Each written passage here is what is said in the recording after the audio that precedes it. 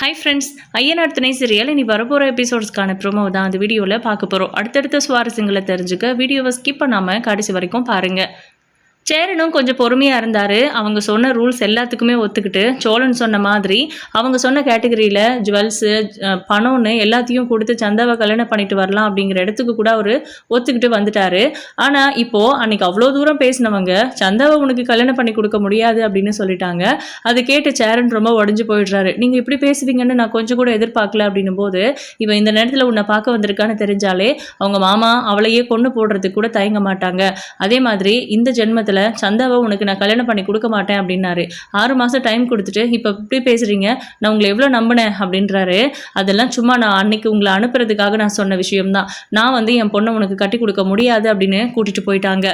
ஆனால் பல்லவன் இது என்னென்ன இவ்வளோ திமிரா பேசுகிறாங்க, அன்னைக்கு அப்படி சொல்லிட்டு இன்னைக்கு இப்படி பேசுகிறாங்க அப்படிங்கிற மாதிரி நம்ம சேரன் கிட்ட கேட்குறாங்க.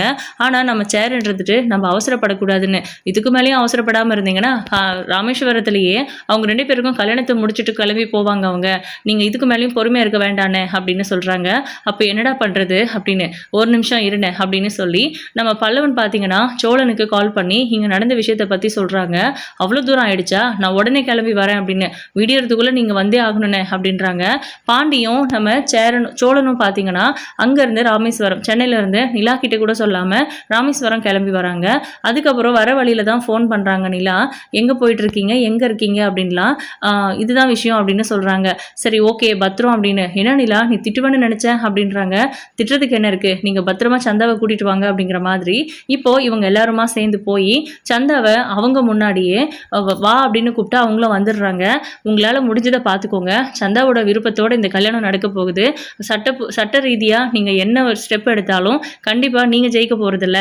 அந்த பொண்ணுக்கு விருப்பம் இல்லாமல் நீங்கள் வேறு கல்யாணம் பண்ணி வைக்கணும்னு நினச்சாலும் இதுதான் நடக்கும் அப்படிங்கிற மாதிரியும் டேட்லாம் ஃபிக்ஸ் பண்ணுறாங்க. இந்த டேட்டில் என் அண்ணனுக்கும் சந்தாவுக்கும் கல்யாணம் நடக்க போகுது, உங்களால் முடிஞ்சதை பார்த்துக்கோங்க அப்படிங்கிற மாதிரி சொல்லி கெத்தா நம்ம சோழன் சந்தாவை அங்கேருந்து கூப்பிட்டுட்டு சென்னைக்கு வந்துடுறாங்க.